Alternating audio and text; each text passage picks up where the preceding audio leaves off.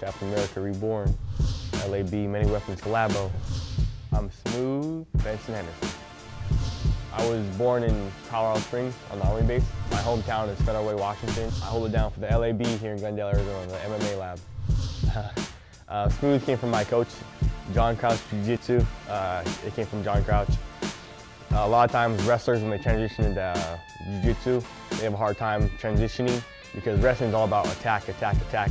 100% aggressive, 100 miles an hour. You're non-stop going. Jiu-Jitsu is almost 180 degrees, the complete opposite. It's about being nice and relaxed and just staying calm and going with the flow and not don't want to break a sweat and not stay nice and relaxed. So a lot of times wrestlers have a hard time doing that, relaxing, going at an easier pace, going smoothly, going fluidly, not being all herky-jerky, attack, stop. So just being that fluid motion. When I started doing jiu-jitsu with John Crouch out in Denver, I just kind of did good right away. I transitioned pretty well, so John was always saying, "Oh, that was a good job. That was real smooth, Henderson. That was a good job, really smooth." Except kept saying, "Oh yeah, that was a nice arm lock. It was real smooth. That was a good job." And eventually, smooth just stuck. Well, some of my boxing coaches started saying the same thing, and then smooth just stuck. I kind of started fighting on a whim, to be honest, just a dare. It was right when MMA was going a lot more mainstream. A lot of wrestlers were getting into MMA. I just got done wrestling. My collegiate career was over. I graduated from Dana College the year afterwards. I was like, I'm gonna coach wrestling. I don't know what else to do really. And then my buddies just kind of on dare, like, "Oh yeah," everyone's sitting around after practice, giving each other a hard time. You know how guys hang out. And everyone said, "Oh yeah, this guy would fight. He would do good. This guy would fight. He would do good. This guy wouldn't fight." And then everyone got around to me like, "Oh yeah, Henderson would never get stepped in the ring. Henderson's not that personality to get inside the cage. He wouldn't do it."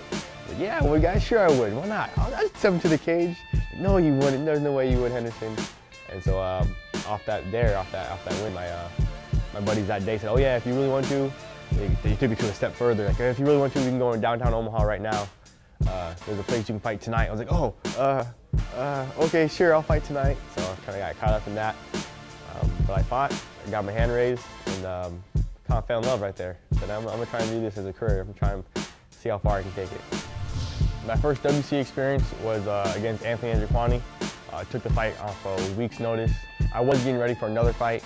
That fight fell through. So then I got the call from the WC. They need somebody to step up, fight Anthony Andrekwani. So I didn't really know a whole lot about him. It's a big opportunity, big chance. So had a little bit of nerves going on and stuff. But managed to go in there and just get the job done, get my hand raised after that fight as well. It was good. It was a great experience. A lot of people do say that. They use that analogy a lot. Them outside the cage, a different person. Them inside the cage, they become this, ultra ego, the persona of them. For me, it's not really so much that way. It's not like a switch gets flipped or nothing like that. I'm the same guy in the cage I am outside the cage. It's just another part of my personality. A little bit harder edged. It's just the competitor to me, to be honest. Whether you and I are playing tic-tac-toe or whether we're inside the cage, I want to beat you every time. I want to kick your butt at tic-tac-toe so you never want to play me again. For me, when I step into the cage, I just have a insatiable desire to beat the crap out of you. I want you to say, "I've had enough.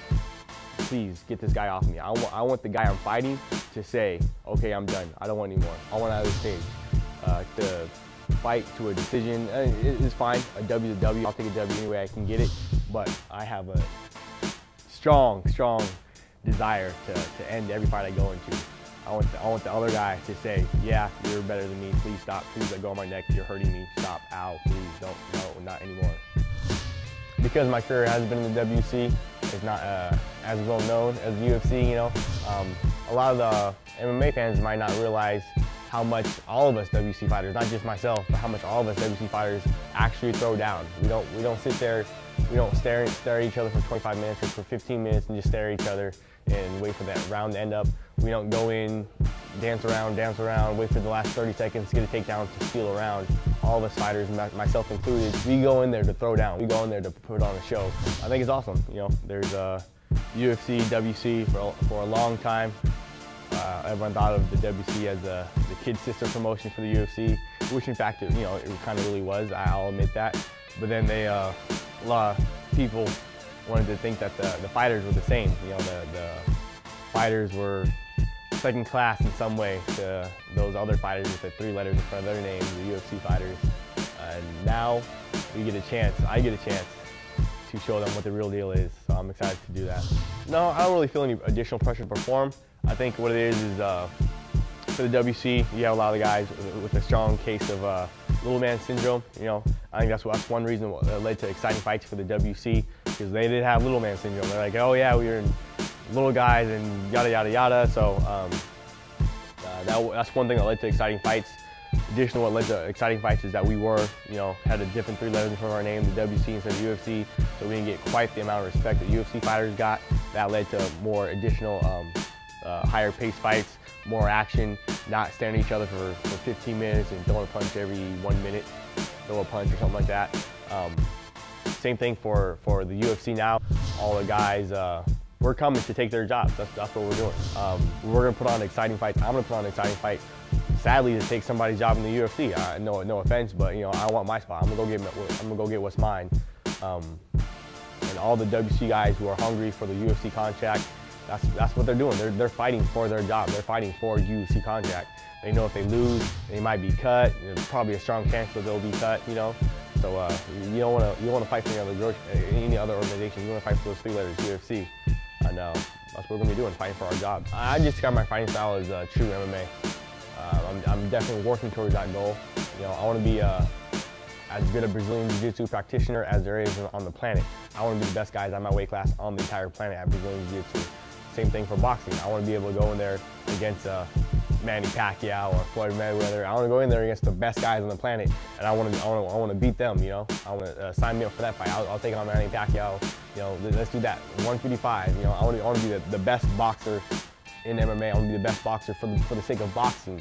I want to be the best wrestler out there. I want to be able to go to compete at the U.S. Olympic trial and do very well. You know, I want to be able to go take a Muay Thai match over in Thailand, and I want to kick everybody's butt over there.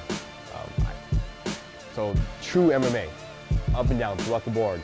I want to be good at everything, not just for MMA, but for the sake of that sport as well. For that, all the sports. People spend 20 years studying Brazilian Jiu-Jitsu. They spend 20 years as a boxer, and they get mid-level. You know, they dedicate their entire life to that one sport, and it's hard. MMA, there's so many different facets to it, and then not only that in itself, all the other disciplines, all the other martial arts, but then transitioning from one to the other, transitioning from a Western-style boxing to transitioning to a takedown, to transitioning to Jiu-Jitsu, to transitioning to, you know, American-style, Western-style wrestling.